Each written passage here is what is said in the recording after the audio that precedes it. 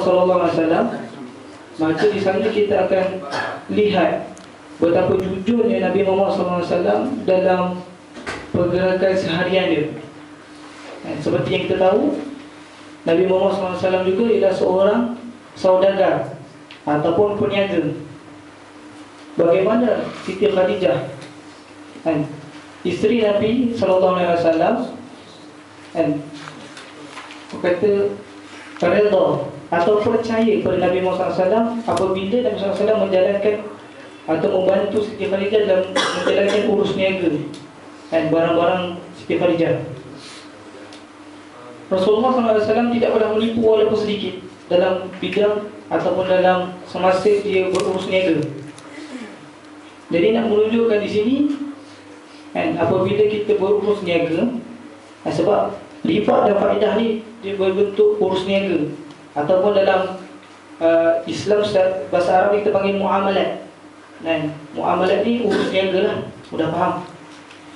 Nabi SAW tidak pernah menipu dan jujur sejujurnya. Itulah menyebabkan Sayyidina Khadijah minat dan ingin mendapatkan Rasulullah SAW.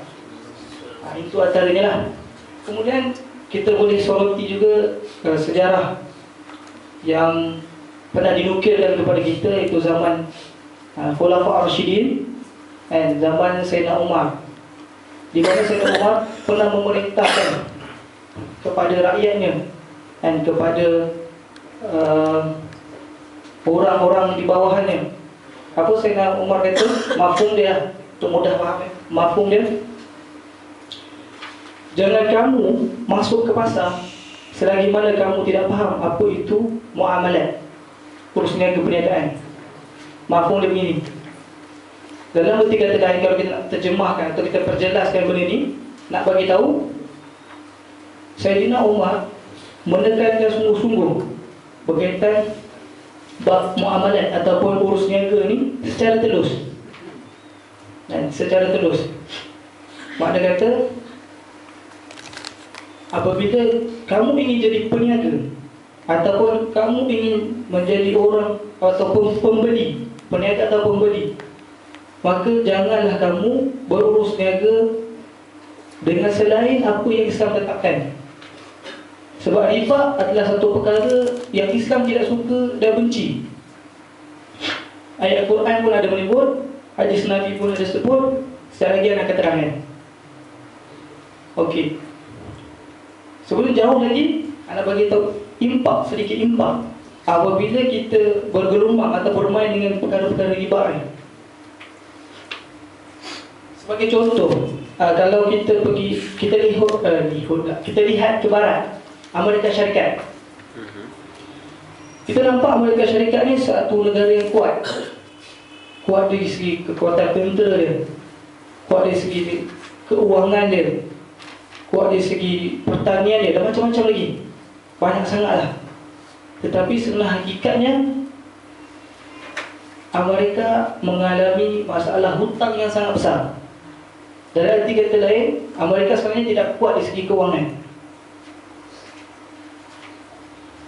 Sebagai contoh, lebih daripada 50% pemuda ataupun orang Amerika yang mempunyai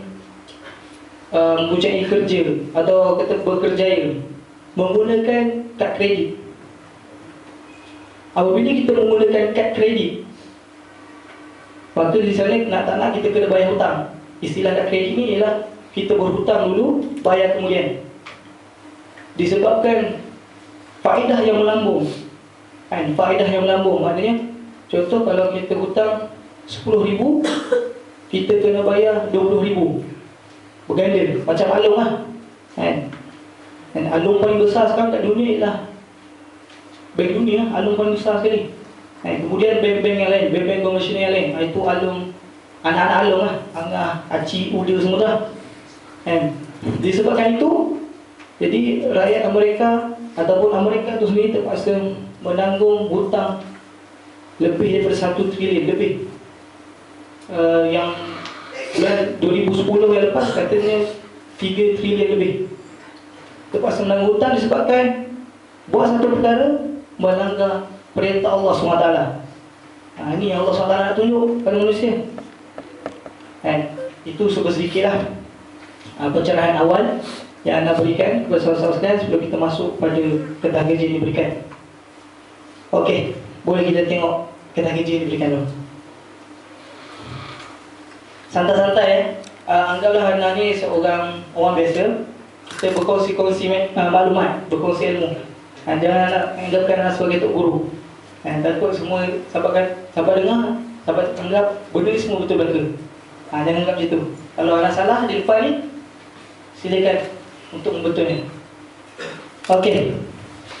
Faedah riba, faedah bank dari riba. Itu mukadimah dia, sahabat-sahabat boleh baca. Islam merupakan agama yang syumul dan melengkapi semua aspek kehidupan manusia.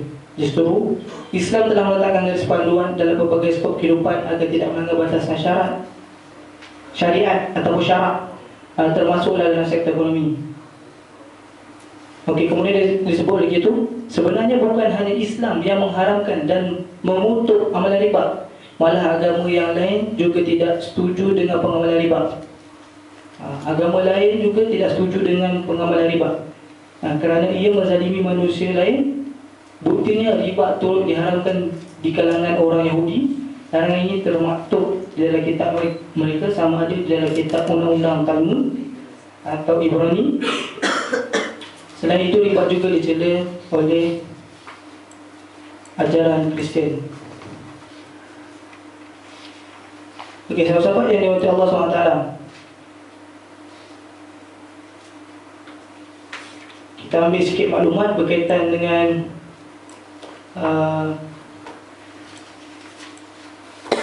agama lain yang mengatakan riba ini tidak boleh. Okey, di dalam agama Kristian, sebagaimana yang terdapat dalam bab Luke, L-U-K-E, mana dalam agama Islam satu kitab namanya Luke ke L-U-K-E, Luke. Di dalam bab tu, dia memberitahu bahawa riba ni haram. Agama Kristian meletakkan riba haram, tetapi pada pengamalan kehidupan mereka mengalahkan riba seperti biasa.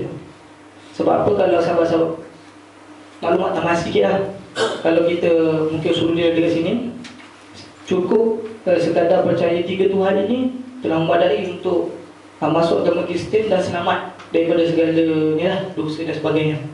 Tidak perlu pada beriman perkara-perkara yang lain seperti kita umat Islam. Itu sekadar tambahan lah. Okey, baik, kita terus definisi riba. Riba dari segi bahasa membawa erti berkembang atau bertambah.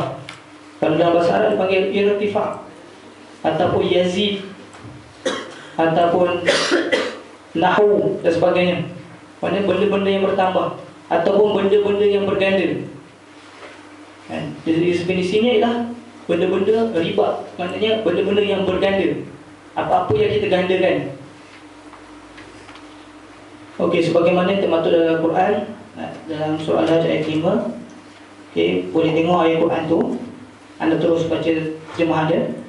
Engkau melihat bumi itu kering, kemudian apabila kami menurunkan hujan menipanya, bergeraklah tanahnya, yakni dengan tumbuh-tumbuhan yang meruncuk tumbuh, dan gembur busuklah ia, serta ia pula menumbuhkan berjenis-jenis tanaman yang lain yang indah permai.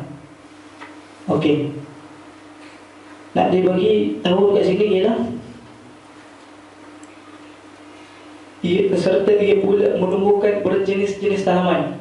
Maknanya dengan akibat air hujan, dengan akibat air hujan, maka tanaman bertumbuh, yang tumbuh itu berganda-ganda, seperti dalam peribahasa kita cendawan, sebab cendawan tumbuh sebab hujan. Macam itulah maksudnya. Adanya riba ni lah berganda-ganda. Sebagai contoh yang anda sebutkan tadi, kalau kita berhutang 10,000, kita kena bayar 20,000. Benda ni belakang ni kita akan perincikan lagi contoh-contoh lain berkaitan dengan riba. Apa jenis riba, bagaimana pelaksanaan ni, riba ni dilakukan pada zaman dahulu, And apakah barang ataupun benda yang dikategorikan sebagai malan ribawiyan, perkara-perkara yang membawa kepada riba? Okay, nanti akan terangkan selepas benda ni. Okey, daripada istilah daripada pandangan fuqaha, riba ni apa? Anda terus baca semua ini ya. Satu kontrak pertukaran barangan ribawi dan mata wang. Okey, dia kata satu kontrak barangan ribawi dan mata wang. Kalau kita nak terangkan, barangan ribawi ni ada 6. Barangan ribawi ni ada 6. Seperti ada kat belakang ni.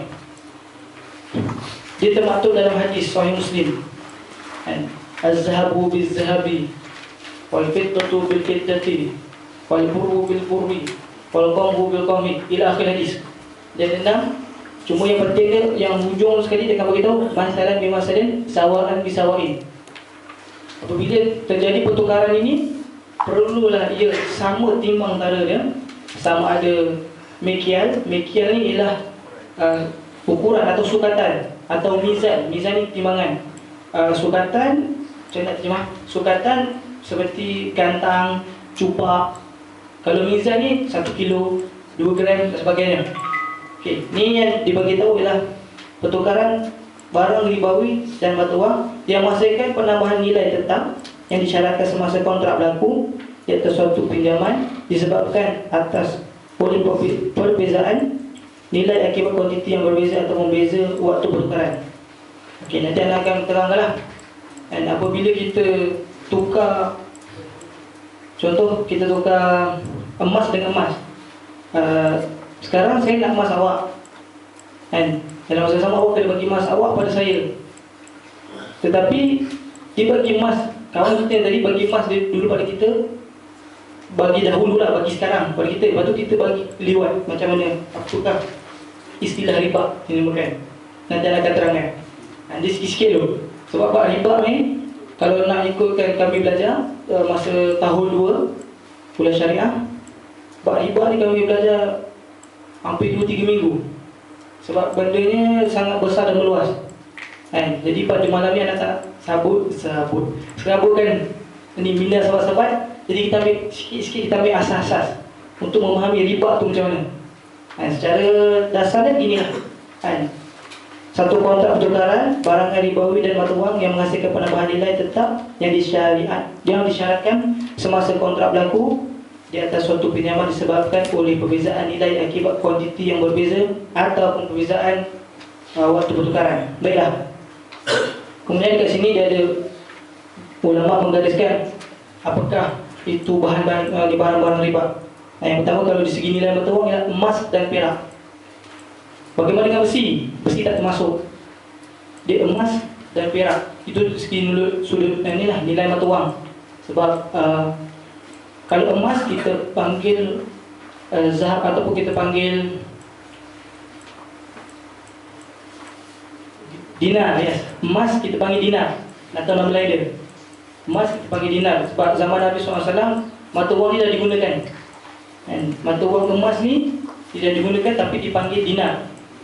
Kemudian kalau perak, kita panggil dirham. Betul, kita panggil dirham dalam bahasa Arab ni lah. Kalau emas, dia warna kuning lah. Cuma emas ni kalau kita nak tukar, dia ada perbezaan segi karat. Bukan sebab dia berkarat, dia ada karat-karat dia macam 2.0, 18 karat dan sebagainya. Begitu juga perak. Perak pun ada timbangan-timbangan. Baik, kita terus segi sudut makanan, ialah makanan asasi manusia. Gandum, barley, dan termasuk kalau dalam hadis tadi dia umum. Bijiri ni termasuk asal beras. Tambahan termasuk asal beras. Gandum, barley, dan termasuk sana beras. Benda yang kita tukar nak tak nak kena sama. Sebab zaman dahulu ada menggunakan sistem, orang kata sistem barter. Sistem barter. Tapi kalau kita fikir secara logik akan, kenapa nak tukar beras kau dengan beras aku? Sama je. Apa beza beras kau dengan beras aku? Contoh, beras kamu dengan beras saya, apa bezanya? Tapi itulah zaman dahulu cara pertukaran. Okay, baik. Kemudian makanan yang boleh disimpan lama, nanti rosak. Okey, tamar, kismis dan tin. Jadi senang kan? Tamar ni lah kurma yang kering, kurma yang kita biasa makan tu. Bukan balah yang basah. Tamar-tamar yang kering yang biasa kita makan. Kismis dan juga tin. Kemudian yang sebenarnya makanan yang digunakan untuk tujuan perubatan, garam, hadir dan sapu cili. Okey, kita tengoklah tu. Tapi kalau dalam hadis yang sebutkan tadi, yang 6 perkara tu ada satu saja dekat sini, iaitu garam saja. Nah, kalau hadis yang tersebut nanti akan baca sekali lagi untuk ingatan sahabat-sahabat sekalian. Dan kalau dalam hadis tu ada 6 perkara, tidak termasuk hadir dan sapu cili, dia ada garam saja. Okey, lalu kita terus berkaitan dengan sebelum kita masuk hukum perbuatan riba ni, ada bagi tahu jenis-jenis riba. Yang tak ada dalam kertas tu. Tak ada. Ada jenis riba. Tapi kalau segi asasnya kami belajar di kuliah syariah, jenis-jenis riba ada 4. Kecuali mazhab Syafi'i mengatakan jenis riba, mazhab Syafi'i kata jenis riba ada 3 saja. Okey. Kalau yang umum dia, yang ma'ruf dia, yang diketahui umum, jenis riba ada 4. Yang pertama, riba jahiliyah. Sebab apa dinamakan riba jahiliyah? Sebab riba ini diamalkan sebelum diutuskan Nabi SAW lagi. Riba jahiliyah, ataupun dikatakan ialah riba yang berganda-ganda.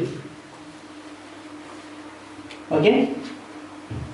Kemudian dinamakan sana ialah riba yad. Apa tu riba yad? Riba tangan-tangan. Yad tu ni bermaksud tangan. Kan? Riba yad ni kalau kita nak mudah faham, ialah sesuatu perkara, satu barang. Contohnya seperti yang saya sebutkan, saya ada 1 kilo tamar, saya nak tukar dengan awak menjadi 1 kilo tamar.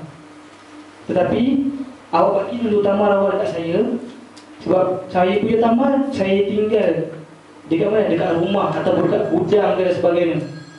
Dan disebabkan senggang waktu tu, sebab dia tak tukar secara direct. Sebab nak mengelakkan riba, kena tukar berat yang sama, kan? Dia akan jadi riba apabila tertukar berat tak sama. Kalau berat sama, contoh 1 kilo tamar ni jenis pun sama, kualiti pun sama, kan? Ini untuk orang A. Orang B pun macam tu juga. Tamar yang macam ni, jenisnya pun sama, kualiti pun sama, dia perlu ditukarkan, kata direct. Macam kita beli kat kedai ni, macam kita beli dekat kedai runcit, kan? Kita nak beli roti, kita ambil roti dan kita terus bagi duit, kan direct kan? Perkara macam itu perlu dilakukan untuk mengelakkan riba. Apabila berlaku senggang waktu, ataupun kita katakan yang macam yang sebutkan tadi, nanti kalau datang rumah aku, ambil tamar tu dekat rumah aku, sebagai contoh, maka dia akan jadi riba. Namanya riba apa? Riba yad. Okey, jelas? Kemudian dikatakan riba nasak. Riba nasak ni lah bertempo. Riba nasak ni namanya lah bertempo, atau dalam bahasa Arab dia panggil takjil, ataupun hulul, atau dia katakan hutang. Itu sebab mazhab Syafi'i mengatakan riba nasak dan riba jahiliyah ni satu perkara yang sama. Dia sama dari sudut apa? Dari sudut berganda dan juga bertempo. Riba nasab je itulah. Kita berhutang dengan orang, kemudian kita bayar kemudian dalam masa sama kita kena tambah sikit faedah. Itu dikategorikan riba nasab lah, ataupun riba jahiliyah. Kalau dalam mazhab Syafi'i dikatakan riba jahiliyah dan riba nasab satu bab. Tapi kalau mazhab Hanafi dibezakan. Yang seperti yang kita kata tadi, riba nasab ni lah, kalau anda faham, dia bertempo. Okey. Selesai. Kemudian okey, riba fard. Sebetulnya riba fard. Okey, kat situ dah tulis kat dalam buku tu, dekat kata kerja dah tulis lah. Pertukaran antara barang sejenis dengan kadar yang berbeza. Contoh, kita nak tukar sekilo emas dengan 500 gram emas. Kan tak sama kadar tu. Dia akan jadi riba. Sedangkan barang yang ditukarkan itu termasuk dalam jenis barang ribawi. Barang ribawi yang kita belajar tengok depan tadi kan. Ada yang 6 perkara tapi kat sini dia bagi lebih. Okey.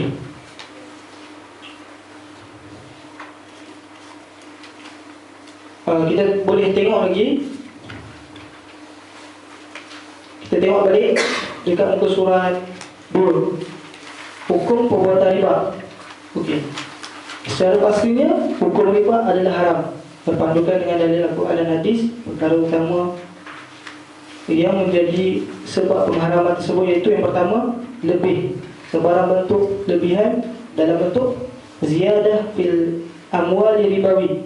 Maksudnya tambahan pada barang-barang ataupun mal ni adalah bukan barang, dia harta-harta ribawi seperti yang ada kat atas ni, yang disebut kat atas tu.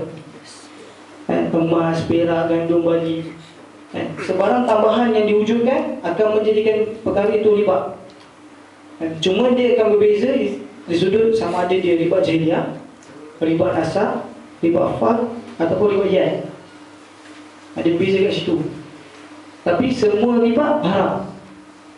Okey, semua riba haram. Baik. Kemudian di begitu situ pemberian pinjaman wang atau manfaat aset. Dan beri pinjam kereta sebagai contoh yang disyaratkan pulang beserta lebihan manfaat. Sebab sebarang lebihan sama ada banyak atau sedikit dirasakan zalim atau tidak, dia adalah riba yang haram. Okey. Dia bukan sekadar tukar-tukar barang je, pinjam barang orang pun kemudian perlu pada manfaat yang lebih, dikatakan riba juga haram. Dan maknanya inilah cantik Islam. Kalau kita tengok dia punya faedah kita adalah inilah cantik Islam. Islam tidak suka kepada kezaliman. Nak cakap Islam tidak suka menindas orang. Contoh anda jelaskan sikit kat sini. Sebagai contoh, kenapa seseorang itu meminjam duit kepada rakan dia maupun dengan bank ataupun dengan alo dan sebagainya? Semestinya orang yang meminjam duit itu adalah dekat keadaan terdesak. Betul. Dan bila orang yang meminjam duit, kita panggil dia orang yang berhutang. Kalau dalam zakat dia panggil asnaf gharimi. Betul. Dan bila orang yang berhutang ni maknanya dia sempit, dia sesak, dia tidak mampu. Dan mengapa kita perlu berat-beratkan dia? Apabila dia berhutang dengan kita, contoh dia berhutang dengan Nana 1,000 katakan, kenapa anda perlu berat-beratkan dia untuk dia bayar pada anda sampai 2-3 ribu? Itulah namanya Islam tidak, memang Islam tidak bersetuju dalam bentuk penindasan ataupun kezaliman. Jadi ada satu sudut kezaliman lah, penindasan kepada orang lain. Indah Islam. Dalam masa yang sama, Islam juga disebabkan ini dalam memupuk kasih sayang. Kasih sayang sudah apa? Saling bantu-membantu. Saya ada sahabat saya susah nak pinjam duit, apa salahnya saya bantu dia? Adalah lebih aula kita bagi sedekah terus. Kalau kita mampulah, kita ada banyak duit, adalah aula kita bagi sedekah terus. Tapi kita bagi hutang boleh tak? Tak ada masalah. Cuma jangan digandakan je. Apabila orang kawan kita tu pulang balik duit tu, jangan kita nak minta bunga tambahan. Bunga tai ayam lah, bunga matahari lah, jangan minta. Sebab benda ni, yang pertama kesan dia ialah mungkin kita akan bermasam muka dengan dia. Sebab mungkin dia tak redha dengan kita. Nampak kesan? Mungkin anak panjang macam cerita. Kesan dia tu lah, mungkin dia tak redha dengan kita. Aku hutang kau hanya 1,000, minta 3,000, aku tak pinjam lagi dah kat kau. Kan boleh jadi putus silaturahim. Nampak kesan dia? Itulah sebab Islam mengharamkan riba. Ini jarang-jarang kita tengok benda ni. Kalau mana-mana lah, alung ke bank konvensional kan, dia nampak benda ni hanya sekadar untuk keuntungan, padahal dia adalah bentuk penindasan. Okey. Terus. Okey, sebagai contoh, sebarang lebihan berat emas atau perak dalam pertukaran emas dengan perak sama ada berbeza gram atau 30 gram, iaitu sama saja haramnya. Sebagai contoh, menukar rantai emas seberat 20 gram dengan rantai yang baru seberat 23 gram. Itu tulisan Jawi. Tulisan Jawi. Ia adalah riba, sama ada redha atau tidak, sikit atau banyak. Nampak? Bermakna barang-barang riba ni tak boleh buat main-main. Kita tak boleh buat sambil lewa. Kita tak boleh buat sambil lewa. Kalau 20 gram lah tukaran dia. Kalau selain daripada tu, macam itulah. Okey, terus tangguh. Tangguh ni maknanya berhutang lah. Sebarang bentuk penangguhan dalam proses jual. Tangguh ni tak semestinya berhutang memberi lewat benda tu. Disebut takhir bil qabdihah. Maknanya mengakhirkan qabat ni ialah genggam. Qabat betul ni asalnya dalam bahasa Arab maksudnya genggam. Maknanya takhir bil qabdihah ni maknanya lewat pemberian benda tu. Contoh Ana dengan Sabana pengusi, bukan pengusi pengusi majlis. Ana ada sekilo tamar. Okey. Sahabat Ana pun ada sekilo tamar. Ana bagi sekilo tamar ni pada sahabat Ana. Nak tukar. Bagi dia. Dalam masa sama dia lambat bagi dekat Ana. Mungkin selepas sehari, mungkin selepas 2-3 jam dan sebagainya. Selepas Ana bagi kat dia, kami berpisah. Lepas tu dia datang jumpa Ana, dia bagi. Nah, itu pun boleh jadi riba. Sebab nilaian harga, kalau kita tengok dalam pernah tengok bursa saham kan? Bursa saham. Kan nilaian kan dia berubah. Setiap masa dia akan berubah. Betul. Begitulah juga dengan perkara yang tadi. Dia akan berubah-ubah. Contoh sebagai tamar. Macam mana nak Ustaz? Kata tamar ni boleh berubah harganya. Dia boleh jadi berubah harganya sebagai contoh.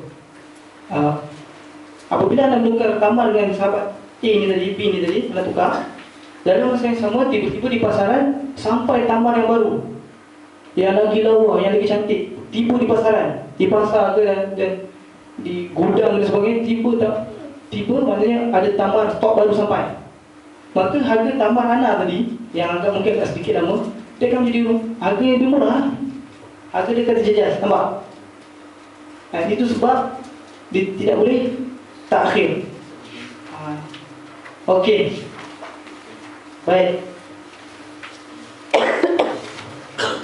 Kita selesai pertukaran mata wang dengan mata wang yang lain. Okey. Sekarang pertukaran dengan mata wang yang lain pun jadi satu masalah. Sebagai contoh, kita biasa pergi sorofah, betul? Kita biasa pergi sorofah. Dan adalah haram hukumnya bagi pengguru uang ni, pengguru uang ni, orang-orang di sorofah itu bagi duit tu lewat. Sebagai contoh, kita pergi kat dia, kita tukar duit dengan dia, katakan $1. Dia kata, boleh tak tunggu sampai tengah hari nanti baru saya bagi balik? Tak boleh Seperti yang saya sebutkan tadi, dia kena direct. Mana kata kalau pergi sorofah, kalau nak tukar 100, kena dapat nilai yang setimpal dengan dia pada time tu juga. Sebab kalau kita seperti yang sebut lah, nilai dia akan berubah-ubah. Benda ni bahaya dan sahabat-sahabat kena ambil ihtimam. Takut-takut kalau kat sini lah, mana tahu nak pasti ada Arab pengajian tu kita. Ada Arab buat pengajian tu kita. Sebagai contoh, berdasarkan pengalaman lah, masa tukarkan duit adik-adik baru. Contoh hari ni anda tukar, nilai mata wang dia 5.69. 5.69 untuk $100 sama dengan 5.69. Katakanlah anda tak dapat duit, anda dah bagi $, tapi anda tak dapat duit tukaran baru tu, sedangkan dapat lebih ataupun 5.70, kan dia akan ada perubahan. Adakah boleh anda ambil 5.70 tu sedangkan anda baru bagi duit semalam? Okey, nampak? Contoh semalam anda bagi $100 dekat Sorofah dengan nilai tukaran wang dia 5.69. Kemudian anda tak dapat duit lagi sebab dia kata datang besok dah datang, sedangkan tukaran mata wang jadi 5.70. Dia ada berubah jadi segini, betul tak? Next segini.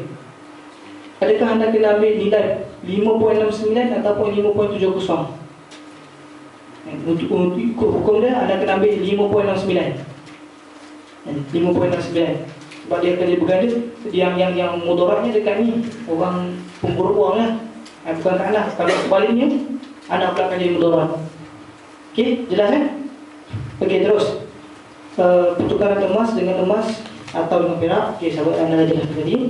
Kemudian kadar mata wang dan emas biasa berubah dari masa ke semasa. Sekiranya berlaku penangguhan, maka setiap berjalan waktu itu akan menyebabkan penambahan atau pengurangan pada nilai mata wang tersebut. Okey, anda dah jelaskan tadi. Okey, selesai. Okey, jenis riba pun anda dah sebut dah. Cuma kat sini dia ada lagi satu, ada riba qard. Ini qardun ni maknanya hutang. Suatu manfaat atau tingkat kelebihan tertentu yang disyaratkan terhadap yang berhutang. Qard ni maksudnya hutang. Maknanya ini macam yang sebut tadi riba jahiliah. Apabila berhutang, bayaran kena berganda. Okey. Dia banyak istilah tapi maksudnya sama kan. Okey. Terus riba jahiliah. Okey, hutang dibayar lebih dari pokoknya kerana si peminjam tidak mampu membayar hutangnya pada waktu yang ditangkan. Okey. Beza sedikit, dia macam sama riba kan, kata ayat ni sama kan. Tapi bezanya dengan riba jahiliah, contoh sini, kerana si peminjam tidak mampu membayar hutangnya pada waktu yang ditetapkan. Faham tak? Kalau faham lah terus pada yang lain lah. Kalau tak faham maksudnya sepatutnya kita bayar 30 hari bulan 10,000 tu. 10 contoh dah ada hutang 10,000, sepatutnya dalam bulan tersebut anda kena pada 30 hari bulan. Contoh anda kena bayar 10,000 tu, tapi minta maaf anda tak dapat bayar. Bila tak dapat bayar dia diganda. Bila tak dapat bayar lagi dia akan ganda. Dapat bayar ni dia akan ganda.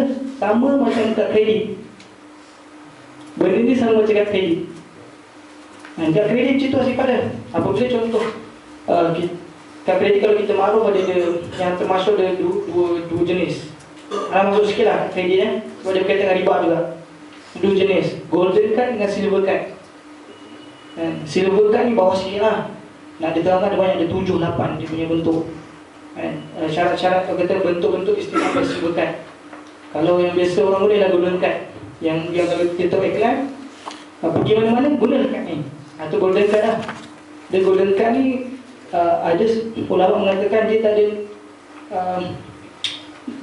kata nilai shilling. Nilai shilling maknanya tak ada had. Tak ada had. Tapi sebenarnya dia ada had maksimum dia. Tapi had maksimum dia tu tinggi, terlalu tinggi. Sebagai contoh, ini biasa orang kadang-kadang orang kaya guna kan, atau kebanyakan orang kaya guna. Kadang-kadang orang tak berapa kaya pun belagak nak jadi kaya pun guna kan. Benda ni realiti kan. Kebanyakan di Malaysia ataupun di mana-mana negara yang sebab dia orang jadi muflis sebab punya kad kredit.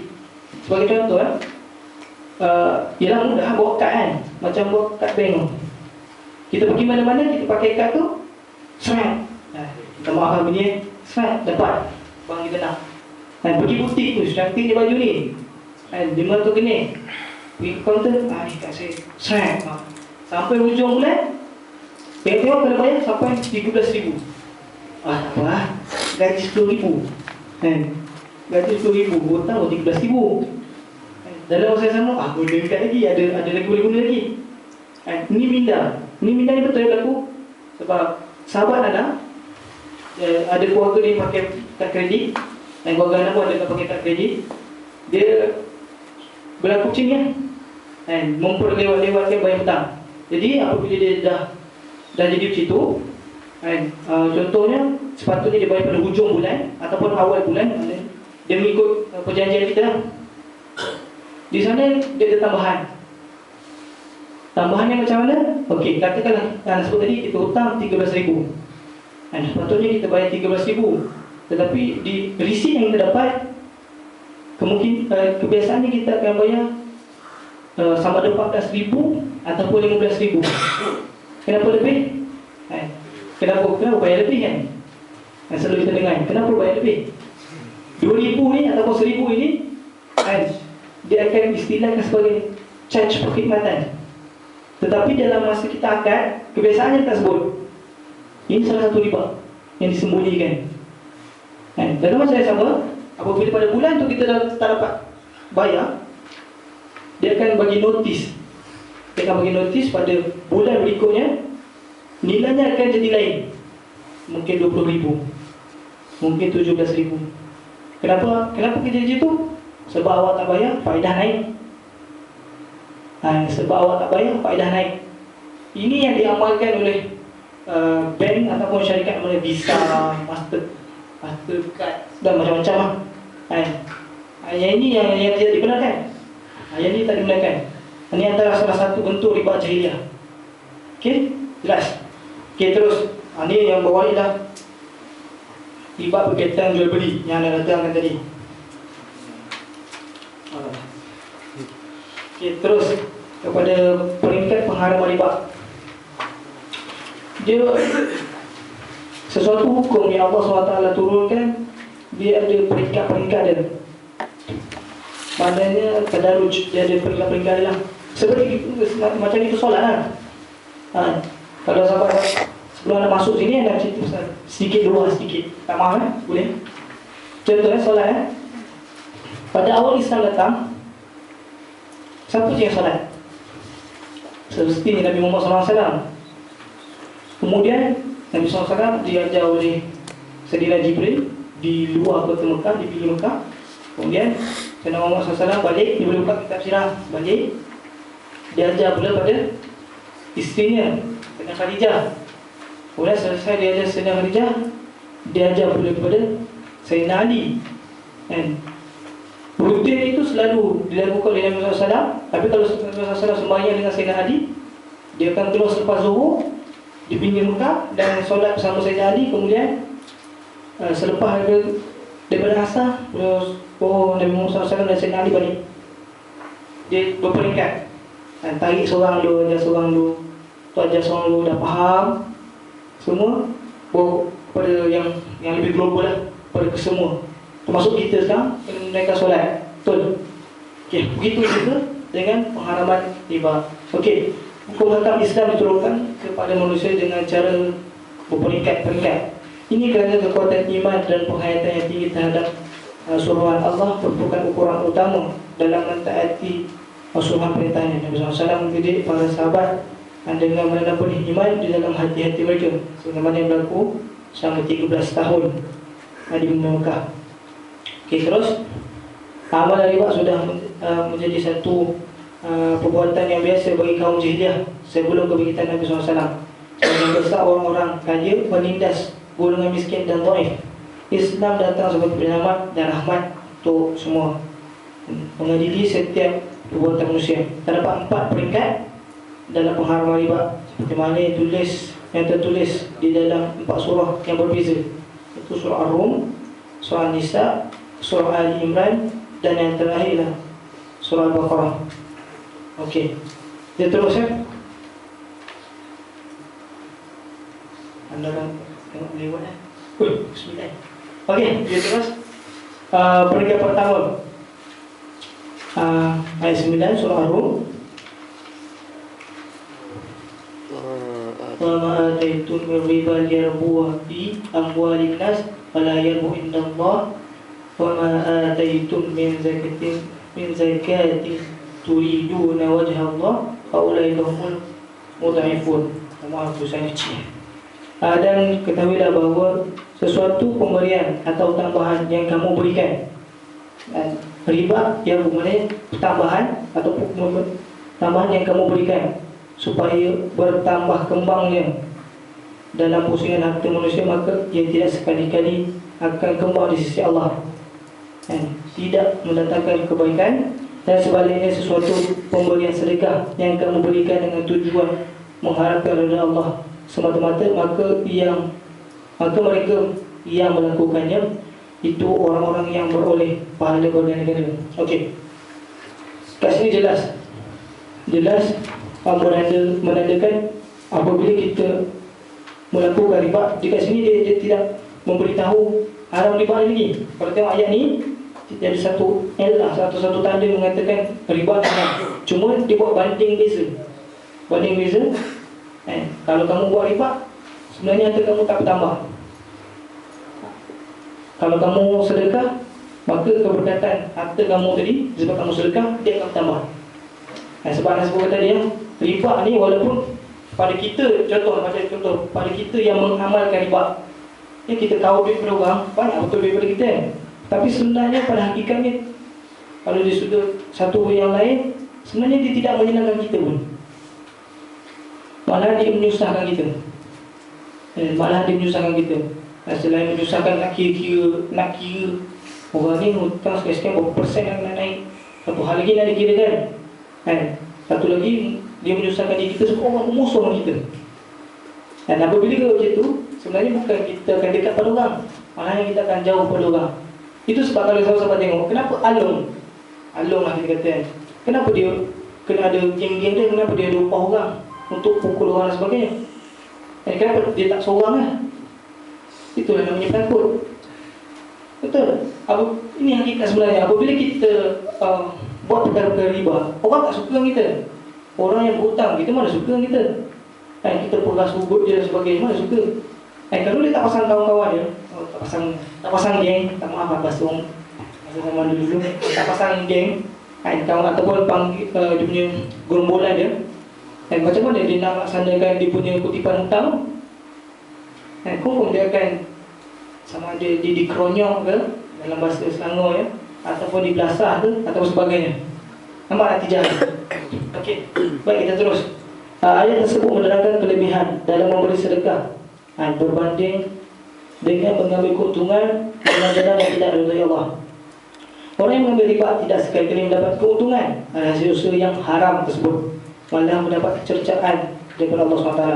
Allah memberi motivasi kepada manusia agar saling bantu-membantu sama insan, agar mereka saling kuat dan menguatkan satu sama lain. Okey. Terus pada peringkat yang kedua. Pada peringkat yang kedua, sahabat-sahabat boleh tengok dia punya tafsir Al-Quran tu. Anda terus olah di sudut keterangan dia. Allah menceritakan perihal Bani Israel yang suka membuat zalim kepada manusia dengan cara menjalankan perniagaan riba.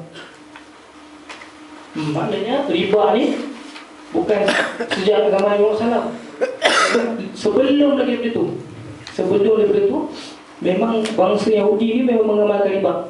Benda ni memang termaktub dalam Al-Quran. Dan ayat ni pun ada di situ. Orang Yahudi ni memang suka buat kezaliman sampai sekarang ni.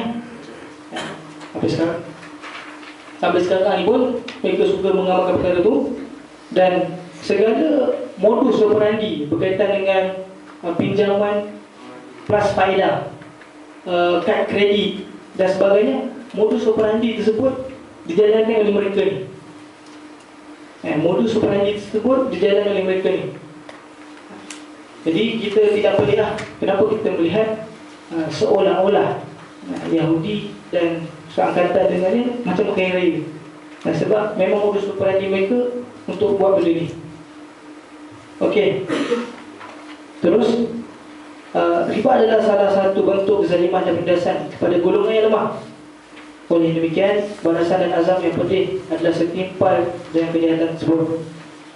Sudah cerita tadi riba ni berbentuk kezaliman dan penindasan kepada orang yang tidak berupaya ataupun orang yang memerlukan sangat duit dan sebagainya, ataupun memerlukan sangat barang tersebut. Jadi kita ni kalau di sudut yang lainnya telah diberitahu kepada kita, apabila kita buat satu zalim pada orang ataupun penindasan pada orang, nanti benda tu kena balik kita. Kerana apa? Kerana mafhumnya takutlah pada doa orang yang dizalimi. Takutlah doa pada orang yang dizalimi. Ini berkaitan riba. Kalau nak cerita lain, di sudut lain banyaklah. Sama-sama orang tahu kan. Malaysia pun antara negara yang pengamal riba yang terbaik lah sekarang ni. Sebabnya bank konvensional dia tak hapus lagi. Dia ada lagi, dia berjalan lagi. Dia berjalan lagi. Kalau sahabat-sahabat, mungkin sahabat Ana yang datang dari Belakang, dia punya pakcik dia pengurus MyBank. MyBank memang antara bank konvensional yang kaya lah, dan banyak menggunakan benda-benda macam ni, mengamalkan riba. Dan disebabkan mereka ingin mengelak daripada cukai, maka mereka mencari-cari mana-mana orang yang nak buat kerja amal ke kebajikan, dan duit hasilan dia orang yang kutip yang banyak tu untuk elak bercukai digunakan untuk inilah, siapa-siapa yang minta mohon dan sebagainya untuk buat kerja-kerja kebajikan. Duit haram pusing macam tu. Tak apalah, kita boleh fikir-fikir lah. Kita boleh fikir-fikir kan. Baik. Okey, kemudian dia menceritakan tentang kisah Yahudi yang mengamalkan riba.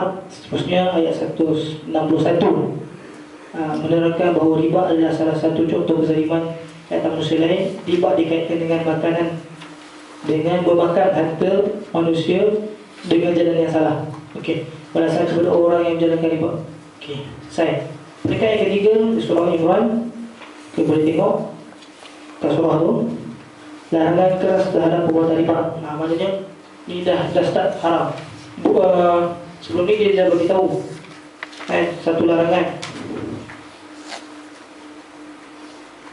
Okey, jadi dia start larangan keras terhadap perbuatan riba. Maknanya haram terus perbuatan riba. Untuk peringkat yang ketiga ni, macam kita belajar berkaitan dengan mabuk lah, arak kan. Nak solat tak boleh mabuk. Kalau kita ikut peringkat-peringkat dia, banyaklah. Beritahulah arak ini kurang manfaatnya, lebih mafsadah dia. Kemudian diturunkan lagi, siapa-siapa nak solat tak boleh dapat nak mabuk. Kemudian dia terus haram-haram arak tu, sebab arak ni ibu bermaksiat. Siapa-siapa tahu benda kan. Okey, larangan keras terhadap perbuatan riba. Terdapat sebahagian golongan yang mengatakan bahawa riba yang sedikit adalah dibolehkan. Okay. Hanya riba yang berlipat kali ganda sahaja yang tidak belakang. Kefahaman tersebut tidak benar sama sekali. Okay, golongan kafir sukun bersedekah dalam Allah SWT, dan perkara ini terus berlaku sehingga hari ini. Masih terdapat mereka yang bermuamalah dengan riba yang sedikit dan beranggapan bahawa ianya tidak salah di sisi syarak. Ini satu kefahaman yang silap. Dan seperti yang sebut daripada awal tadi, daripada takrif sendiri, dan riba ni haram sama sekali. Sikit, banyak, dan sederhana, ataupun sekelumit, tak boleh. Walaupun 1 sen. Walaupun 1 sen. Sebab kita memeras ugut orang sebenarnya. Dan sedar tak sedar, kita memeras ugut orang. Itu kalau dalam keadaan berhutang lah. Kita memeras ugut orang. Itu sebab tidak dibenarkan riba sama sekali. Okey, dan disebabkan riba lah kefasadatan bermaharajalela di seluruh dunia. Sebagai contoh, indah Islam. Indah Islam tidak benarkan riba, dan rasa gelap, rasa berdosa, rasa sangat teruk kita ni apabila mengamalkan riba. Sebagai contoh yang lain, contoh seorang Ahmad katakan, Ahmad, nama Ahmad kan, si Pulai lah, A ni dia berhutang dengan bank 10,000. Kemudian plus dengan faedah, dia tak dapat bayar. Apa jalan kedua yang dilakukan? Kemungkinan dia akan berhutang dengan orang lain. Satu, kemungkinan yang paling besar yang kita takut dah, dia mencuri. Kalau kita tengok sahabat-sahabat sekalian, dalam kes-kes lah yang kita tengok, kes-kes, tidak semua, kes-kes, kenapa kamu mencuri? Saya mencuri sebab saya nak bayar hutang pada orang ni. Benda ni berlaku di Mesir ni pun berlaku, di kalangan kita sendiri. Tak payah tak jauh-jauh, di Mesir ni, di kalangan kita sendiri pun berlaku. Adalah, saya sebutlah negeri mana, Ada sahabat kita, dia curi duit sebab dia nak bayar hutang kawan dia. Dan dia nak bayar hutang kawan dia. Itu dari sudut biasalah. Tapi di sudut orang yang berhutang dengan bank ni, tidak mustahil dia akan mencuri sebab dia nak bayar hutang dengan bank. Kalau dia tak bayar hutang dengan bank, dia akan dapat waran tangkap ataupun notis mahkamah dan sebagainya dalam tempoh tertentu. Pasal-pasal dia masuk buka. Jadi dia nak mengelak benda tu, dia mencuri. Nampak kesan? Indah Islam. Mana ulang sekali, indah Islam. Itulah sebab Allah SWT dah bagi tahu dah kan, bagi kita kan, ati Allah wa ati Rasul. Nak tak nak kena ikut perintah Allah dan perintah Rasul. Aulil amri minkum fa in tanaza'tum. Sampai akhir lah. Maknanya ati Allah ni wajib lah. Wajib qat'i nak tak ikut Allah SWT dan Rasulnya. Kerana apa? Kerana Allah SWT menciptakan kita. Kerana Allah SWT memberi segala nikmatnya kepada kita. Kalau kita nak dihitungkan dengan pelbagai nikmat dia, nescaya kita tidak dapat membayar nikmat Allah SWT. Sebab itulah Allah SWT mengharamkan riba ni. Sebab kesan dia lagi buruk. Dia bukan menyusahkan kita seorang saja, malah dia menyusahkan orang lain. Contoh, kalau dia sendiri yang buat riba, dia sendiri, dia yang buat riba tu, dia akan salah satunya orang yang buat riba ni, dia akan mengalami lah masalah dia sendiri lah. Kemudian orang yang berhutang tu lagi lah. Kalau kita tengok supaya lalu, orang yang berhutang ni, contoh saya berhutang 10,000, tapi kena bayar 20,000. Kalau kita tak dapat bayar, dia tak cari kita kan? Dia cari keluarga kita, anak bini kita, saudara mara kita dan sebagainya. Sebab dia akan mencampakkan benda maksiat, mencampakkan keburukan di dalam masyarakat. Ini kesan-kesan lain. Ini yang lebih suka sebut kesan-kesan lah. Supaya sahabat-sahabat boleh berfikir benda ni sebenarnya tak bagus. Itu kan. Kadang-kadang kita tengok kenapa Allah SWT turunkan hukum macam ni, macam tak best lah. Kalau kita ikut pakai ukuran akal kita, memanglah dia tu. Tapi siapa kita nak hanya semata-mata untuk mengukur di sudut akal kita? Kita bukan Mu'tazilah. Dah, itu bab lain siapa kita? Betul tak? Jadi itu benda lain lah. Tambahan untuk sama-sama sekalian. Baik, seterusnya peringkat yang keempat. Peringkat yang keempat ni yang memang sabit sungguh lah. Kalau mana-mana, kalau sahabat-sahabat mana-mana yang kalau ada terbeli buku berkaitan dengan riba ke yang ditulis oleh Dr. Zaharuddin atau siapa-siapa lah, siapa-siapa pengarang, kebanyakan daripada mereka menekankan peringkat yang keempat ni. Kebanyakan daripada mereka menekankan ayat-ayat daripada peringkat yang keempat ni. Sebab ini yang masyhur dia. Kalau kami kuliah syariah, kebiasaannya kami hafal yang ni insyaAllah maka penuh. Sebab dia punya point dia main point kat sini. Yang lain-lain tu bukan betul tak. Sebab akhir dia inilah putusan akhir utama dia. Okey. Panjang tu sama-sama boleh baca. Kita tengok terus dia punya kesimpulannya. Allah menyebut allazi yakuluna yang mereka yang makan riba, mereka yang mengambil riba ataupun yakuluna akan lari makan. Terjemah sebelah itu makan. Maksudnya sesiapa yang mengambil riba ataupun memakan riba, di dalam ayat tersebut menunjukkan bahawa cercaan dan janji buruk kepada semua terlibat dalam urusan jual beli riba. Sesiapa yang terlibat dalam urusan jual beli riba akan dapat janji buruk. Lebih khusus lagi orang yang memakan riba, iaitu mereka yang mendapat keuntungan dari riba. Dapat contoh yang tadi saya sebutkan, bunga-bunga tu lah. Bunga-bunga tu faedah-faedah tu kita makan, kita akan golongan daripada sini yang disebutkan oleh Allah SWT. Okey, selesai. Perumpamaan yang digambarkan oleh Allah SWT dalam ayat tersebut menunjukkan bahawa orang yang melakukan riba ini seperti orang gila. Buat riba seperti orang gila yang ketika mana dibangkitkan dari kubur. Sebagian ulama berpendapat bahawa mereka ingin mendapatkan keuntungan dengan tamak dan gopoh, sama seperti orang yang gila apabila berjalan dalam keadaan teruyung hayang tidak stabil. Ini perumpamaan oleh Allah SWT.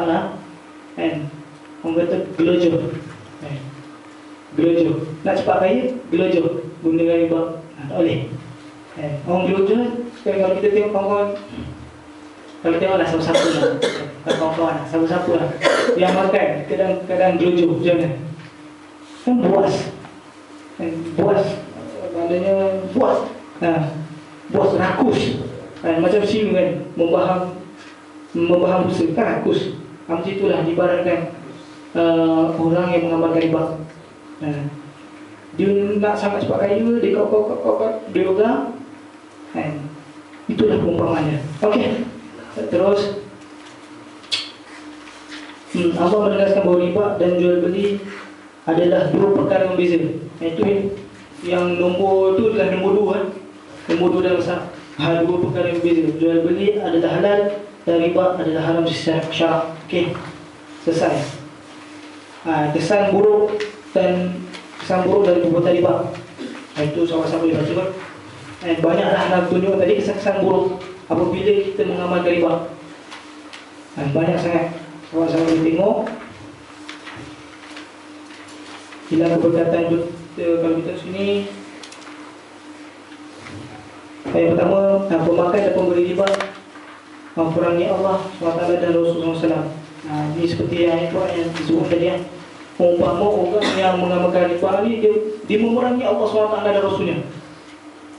Siapa kita nak perangi Allah dan Rasulnya? Soalan itu kita kembali bagi kita lah. Sebab dia tidak mahu dengar, dia tidak mahu ikut apa yang Allah SWT perintahkan. Seolah-olah dia bermusuh dengan Allah SWT. Bila bermusuh dengan Allah SWT ni, mana tempat mengadu? Natijah ada. Tak ada tempat mengadu lah. Okay. Selesai itu sama-sama boleh tengok. Kemudian yang B, kehilangan berkat harta dan kehidupan. Ni sama-sama boleh tengok. Kita diajar dalam agama kita, walaupun kita tidak kaya, walaupun kita ni biasa-biasa saja, tetapi berkat dalam hidup itu. Berkat ni, kalau hidup berkat ni maknanya dapat redha dari Allah SWT lah. Kalau hidup kita berkat, bermakna kita dapat redha daripada Allah SWT. Itu adalah lebih bermakna. Daripada kita kaya dengan harta yang haram, ataupun kita megah, kita rasa kuat dengan kita menggunakan kekerasan ataupun melaksanakan perkara-perkara haram, itu tidak bermakna. Sebab di penghujungnya nanti kita akan kembali kepada kubur, dan di kubur kita buat apa? Terwujud aku, kita akan dihisap. Adalah lebih baik kita ni biasa saja. Hidup kita sederhana, membadai apa yang ada. Tetapi kita tak buat jahat orang, kita tak kejam orang, kita tak menindas orang. Itu adalah lebih baik kerana itulah hidup yang berkat. Okey, termasuk tasawuf sikit. Dia memang ada kena-mengena. Kita kena baca usul dia, syariah, dan kena ada kait dengan tasawuf. Kalau tak ada tasawuf, Imam Malik cakap apa? Di syariah ni, tasawuf tak ada. Imam Malik ada sebut, tak silap ana sama ada fasik ataupun zindi, antara dua kita ingat. Nauzubillah jadi. Okey, kita terus. Yang C kata seperti berzina dengan ibu bapa sendiri. Ini memang betul. Hadis Nabi SAW sebut, An Abi Hurairah radhiyallahu anhu qala Rasulullah SAW, "Ar-riba sab'una hubban, aisaruha ayyakiha rajulu ummahu." Riba mempunyai 73 pintu. Riba yang paling ringan dosanya seperti seorang lelaki berzina dengan ibunya. Bermakna sekiranya kita ada ibu, sekiranya kita ibu dan kita ada seorang lelaki, seperti kita anak lelaki ini berzina dengan ibu kita, na'udzubillah. Nak beritahu sebenarnya Allah SWT tak suka riba. Diumpamakan dosa seperti itu. Diumpamakan dosa seperti itu. Okey. Ini sama-sama baca. Kalau Rasulullah SAW, dirhamur riba ya'kuluhu rajul wa huwa ya'lamu ashaddu min sittatin wa salasina zanyah. Itu 1 dirham riba yang dimakan oleh seorang lelaki dalam keadaan ia mengetahuinya. Riba yakulu dimakan oleh seorang lelaki, ar-rajulu maknanya seorang lelaki, wa huwa ya'lamu yang mana lelaki itu tahu. Wa huwa tu kembali wa huwa ya'lamu mana lelaki itu mengetahui lebih buruk dari berzina sebanyak 36 kali. Maknanya umpama 1 dirham riba yang kita makan, kita ambil, kita melakukan perkara yang lebih buruk, iaitu berzina sebanyak 36 kali. Na'udzubillah jadi. Kalau sekali berzina, hukum Islam sama ada sebat ataupun rejam. Kalau 36 kali zina, berapa kali rejam bagi sebat? Berganda kan? Bermakna seolah-olah orang tu dah direjam sampai mati, kemudian 36 kali rejam lagi. Macam itulah dia nak gambar kan. Kalau orang tu berzina sekali, dia yang belum kahwin berzina sekali, dia kena sebat 100 kali. Betul? Tetapi kalau dikatakan seumpama 36 kali zina, adakah 100 kali itu adalah 36? Nak diumpamakan begitulah. Yang diumpamakan begitu. Na'udzubillah. Okey, terus yang ini salah satu dari 7 dosa terbesar. Ini lagi jelas lah. Okey, terus kekeliruan riba dan jual beli. Ini wujud. Kadang-kadang kita tak dapat detect ataupun kita dapat pasti mana satu jual beli yang dibolehkan dan mana satu riba. Kalau riba haram, jual beli halal. Apa hadis Nabi tu? Wa halallahu al-bai'. Al-Quran, Allah bai' wa harrama riba. Betul. Allah menghalalkan jual beli dan mengharamkan riba. Ada beza riba dan jual beli. Terima kasih. Perbezaan di antara keduanya ialah, boleh tengok situ ya, pinjaman riba dan jual beli. Riba ni ialah pertukaran antara jenis yang sama, iaitu mata wang dengan mata wang. Tapi tak semestinya mata wang dengan mata wang, dia ada banyak benda lagi lah. Yang nak sebutkan tadi ada 6 perkara tadi. Jual beli adalah pertukaran antara dua yang berbeza, iaitu aset dengan mata wang. Seperti contoh, aset dengan mata wang ni lah, satu genih kita dapat sebiji gula-gula. Kalau mata wang dengan mata wang, 1 dinar dengan 1 dinar ditukar. Okey, selesai pertukaran wang kepada wang yang lebih banyak kepada pemberi pinjam, hanya pusingan duit yang sama, tiada peluang kekayaan dibina untuk yang lain selain memberi pinjam atau hanya okey. Dan jualan aset atau jual beli, kita jualan aset membentuk peluang kekayaan kepada banyak pihak. Okey, faham kan? Jualan aset ni jualan barang lah. Contoh aset ni aset lah. Laptop ni aset. Atau nak mudah fahamnya, jualan aset bentuk peluang kekayaan kepada banyak pihak. Yalah, memang begitulah. Contoh daripada syarikat besar. Contohnya syarikat Apple kan, dia keluarkan iPhone, dia jual kepada pemborong. Jadi dia akan kaya, lepas tu pemborong akan jual kepada pekedai, pemborong pun akan kaya. Lepas tu pekedai akan jual kepada kita, pekedai akan kaya. Nampak? Itu yang dikatakan di situ. Jualan aset untuk peluang kekayaan kepada banyak pihak. Okey, kalau yang pinjaman riba ya, pertukaran wang kepada wang yang lebih banyak kepada pemberi pinjam, hanya pusingan duit yang sama, tiada peluang kekayaan dibina untuk yang lain selain pemberi pinjam. Okey, ini faham dah yang sebenarnya sebutkan. Kita berhutang, itu yang berhutang ni kita takkan kaya sebab kita berhutang. Dan orang yang memberi hutang tu dia akan kaya, tapi dia sahaja yang kaya. Dia tidak membantu orang lain. Dia seorang sahaja yang kaya. Dia nafsi-nafsi lah, individu, per individu. Maksudnya dia sahaja yang kaya, yang lain takkan kaya. Sebaliknya, dia akan merosakkan orang lain, dia akan menjatuhkan orang lain, sebab dia seorang sahaja yang kaya. Okey, selesai. Seterusnya, pinjaman adalah kontrak belas ihsan. Okey, kemudian jual beli adalah kontrak perniagaan pertukaran harta. Okey, ini semua faham lah. Pulangannya tetap, pulangannya tidak tetap. Ini jelas lah. Berniaga biasalah. Kadang-kadang untung, kadang-kadang rugi. Itu sebab dia kata pulangannya tidak tetap. Berbanding dengan riba, pulangannya tetap.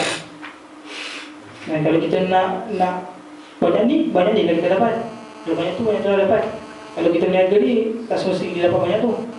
Dia mengikut pasaran dan juga situasi kuasa pengguna. Okey. Seterusnya, pinjaman adalah suatu aktiviti yang berasingan daripada pertumbuhan sunnah. Okey. Itu berkaitan dengan riba. Jual beli lah. Aktiviti jual beli berkait dengan perniagaan aset sunnah. Okey, ini semua faham ni. Yang akhir sekali, keuntungan diperolehi hasil tempoh penangguhan yang diberi. Itu untuk pinjaman riba. Dan jual beli adalah keuntungan diperolehi hasil barang yang dijual dan manfaatnya. Okey, ini seperti yang saya terangkan tadi lah. Okey, semua faham? Okey, yang penting ialah faedah bank adalah riba. Faedah bank yang dimaksudkan sini ialah kita buat loan. Selain kita buat loan ataupun kita buat pinjaman untuk memiliki satu perkara dengan kita meminjam duit tersebut daripada bank konvensional. Okey, benda ni kalau kami belajar dalam qadaya muasarah, maknanya fix masa. Kami belajar dalam fix masa. Contoh kita kata lain adalah membeli kereta dengan faedah ataupun membeli rumah dengan faedah. Analogi yang kita boleh katakan, kita tunjukkan contoh, kita boleh tunjukkan, kita buat satu aku janji dengan bank, satu agreement dengan bank. Siapa-siapa pernah buat, tengok agreement tu memang panjang lah, dalam bahasa orang putih tu. Kalau orang yang tak faham bahasa orang putih, memang dia je lah, dia tak tahulah riba tu apakah diguna je. Itu kesilapan daripada sudut bank lah. Sepatutnya kalau orang tak faham bahasa orang Inggeris, minta lah buka perjanjian bahasa Melayu. Sebab perjanjian seperti itu boleh menimbulkan syak keraguan. Maknanya boleh menimbulkan unsur-unsur penipuan. Itu yang masalah yang pertama lah. Dia akan tanda tangan satu agreement berkaitan pinjaman yang kita akan buat. Dan kebiasaannya kalau kita lah di Malaysia, dua benda lah, kereta atau rumah. Kita pinjam dekat bank. Contohnya 30,000 untuk beli satu kereta. Contoh kereta kancil. Kalau kita belajar dalam satu bab muamalat atau bab urus niaga, apabila dikatakan kita berhutang dengan bank, kita kena dapat duit 30,000 tu. Maknanya kalau kita pinjam dengan bank, kebiasaan yang kita tahu, kalau hukum asalnya, apabila kita pinjam dengan bank, kita kena pegang 30,000 selonggok. Kita buat tanda tangan agreement dengan bank. Nanti dia ada persen-persen dia. Sama-sama boleh baca sini. Itu dia letak 8% dan sebagainya. Kita pinjam, dia akan simpulkan semua ni terus. Kalau kita berhutang, sepatutnya kita dah sign agreement, dah sah semua, dengan gaji kena bagi, itulah penyata 3 bulan gaji. Itu kebiasaan, penyata 3 bulan gaji, apa pekerjaan kita dan sebagainya. Bila dah sah, bank pun setuju, kita pun tak ada rekod buruk di bank-bank lain. Ada syarat tu dalam pinjaman. Kita tak ada untuk konvensional lah. Kita tak ada rekod buruk di bank-bank lain. Sama ada kita pernah berhutang dengan bank lain, kita menipu bank lain dan sebagainya. Okey, kita dapat pinjaman tu. Sepatutnya bank kena bagi 30,000 semua kita. Lepas tu kita bawa 30,000 tadi, pergi kedai kereta dan akhir 30,000. Baru kita dapat kereta. Tetapi pengamalan yang kita lihat sekarang ni ialah kita tantang agreement je. Tapi 30,000 tu tak ada kat tangan kita. Tak ada. Kita tak nampak 30,000 tu. Tak tahu kita pergi dekat kedai kereta, kita beritahu saya dah buat loan bank dan sebagainya, tunjuklah benda-benda tu, urusan sebagainya. Kemudian pihak syarikat kereta, kedai kereta akan telefon bank dan sebagainya. Asal dah setuju ni, adalah kita ambil kereta dia terus. Okay, itu antara masalah yang pertama. Boleh tak buat macam itu? Ada benda ni khilaf, maknanya bahasa khilaf faham kan? Ulama berselisih pendapat kan? Ada ulama yang mengatakan benda ni boleh sebab kita dah agreement dan kita percaya pada bank tu. And bank tu orang kata pemberi pinjam yang boleh dipercayai lah. And kita pinjam 30,000 dan masuk balik dekat kedai kereta tu 30,000. Mana kita boleh percayai lah. And tak ada masalah. Tapi ada sebagian ulama mengatakan berkeras, mengatakan benda ni tak boleh. Sebab dia akan menimbulkan keraguan yang semua tadi. Keraguan sama ada betul ke 30,000 ataupun macam mana sebenarnya. Okey, itu tak masalah. Okey, dah beli kereta, kemudian bayaran bulanan. Okey, kalau kita kan ada belajar kalau kita tengok dalam statistik pinjaman, 2 tahun bayar, 3 tahun bayar, 5 tahun bayar, 7 tahun bayar. Dan setiap tahun-tahun tu dia ada persen-persen dia.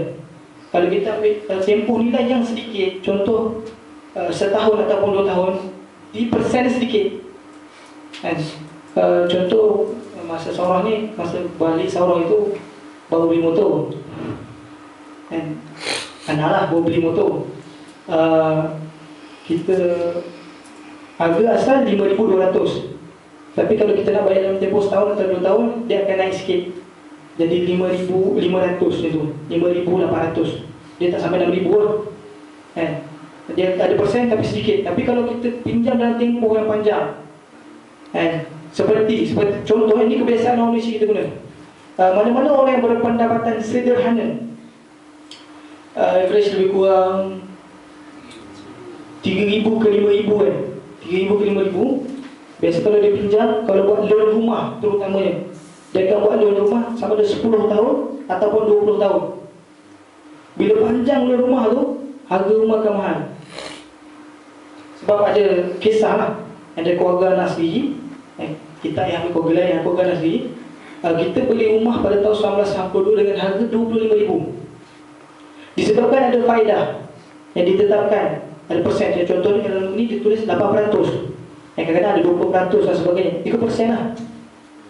Apabila telah menjangkau sampai 2010 hari itu ataupun 2012, dia dah menjangkau lebih kurang 20 tahun, betul, sama usia dengan DPM, 20 tahun.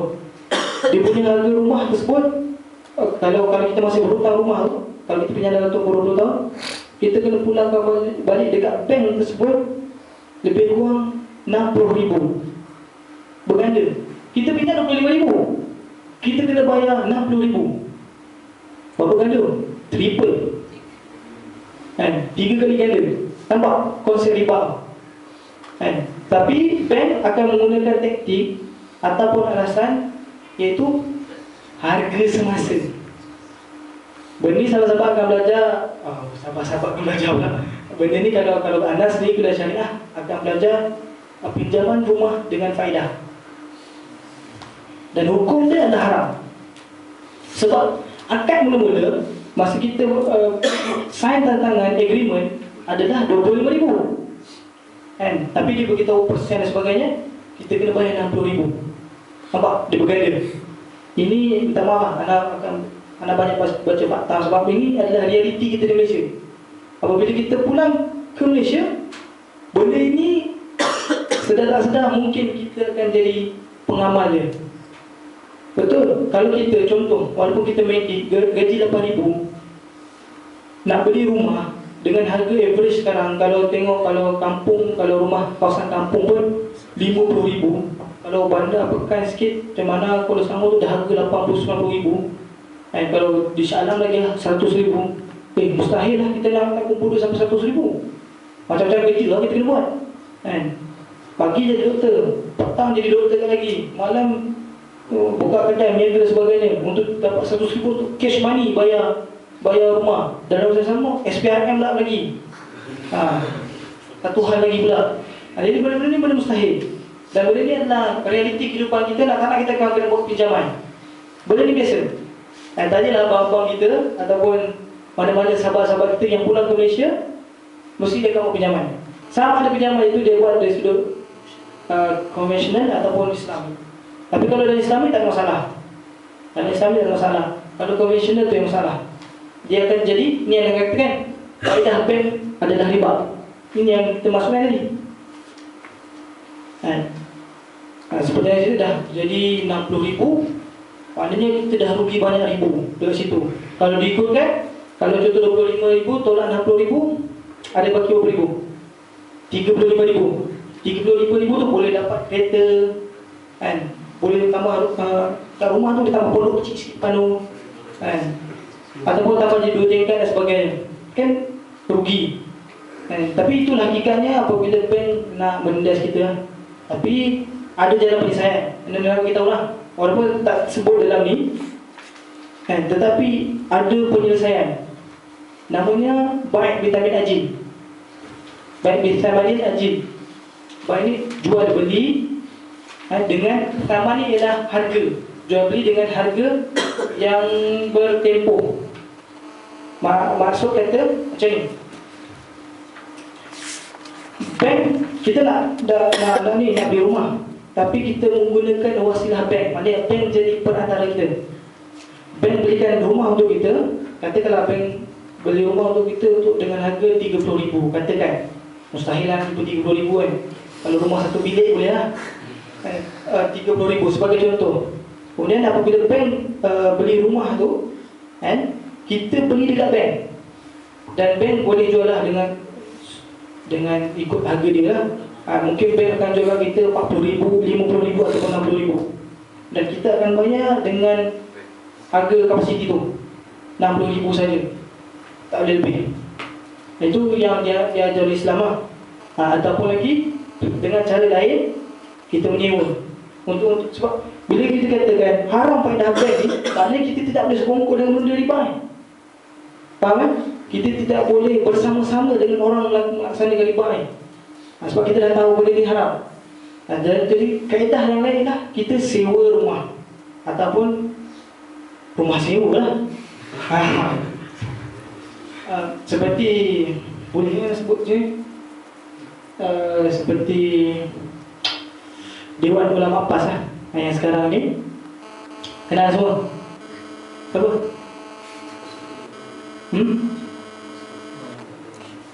Saharum Taib. Sampai sekarang dia duduk masih lagi. Sampai sekarang duduk masih lagi. Kerana apa? Untuk mengelakkan benda-benda macam ni, riba dan sebagainya. Dan ada satu kaedah, kita sewa rumah ni untuk ni tambahan di sini, inisiatif untuk sahabat-sahabat kan. Kita sewa rumah, kita sewa rumah dengan tuan rumah lah. Sama ada kadang-kadang tuan rumah tu sama dengan bank ataupun individu. Kita sewa rumah, tapi sebelum sewa rumah tu kita ada buat akad satu perjanjian. Sebagai contoh, saya sewa rumah dengan awak selama 10 tahun. Dan setelah 10 tahun, rumah ini jadi milik saya. Itu akadnya ada. Maknanya jual urusnya itu macam ni ada. Dan benda ni dibenarkan oleh Islam. Ini adalah inisiatif lain untuk kita mengelak pada riba. Okey, sebagai contoh, bulan-bulan kita kena bayar RM500 sebagai contoh. Bila cukup 10 bulan dah RM5,000. Ada kalau berjanji 10 tahun, maknanya jadi RM50,000 atau lebih. Maknanya setelah habis 10 tahun tempoh perjanjian itu, rumah tu secara automatik jadi milik kita mengikut persefahaman ataupun perjanjian, dokumen yang kita berjanji pada awal-awal ini. Cuma ada lagi satu skill.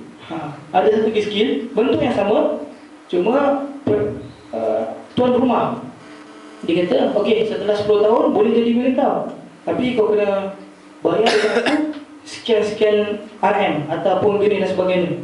Maknanya tambahan.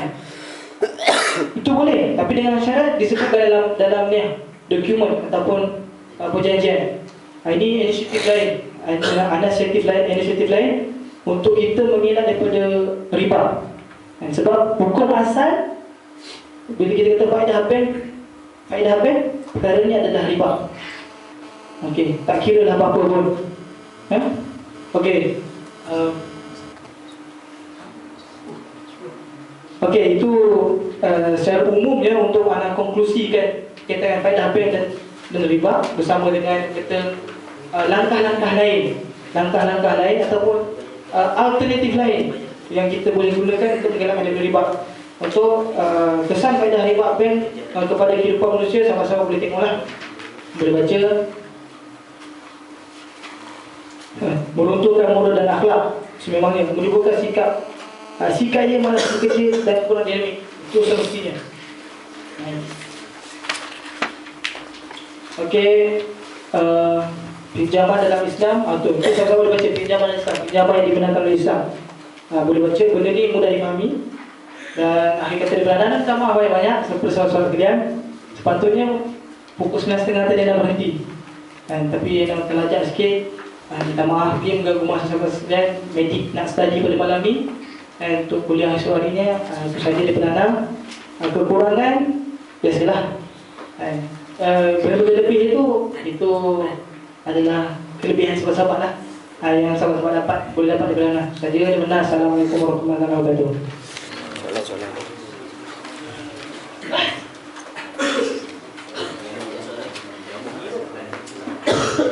Terima kasih ucapkan kepada Ustaz. InsyaAllah kita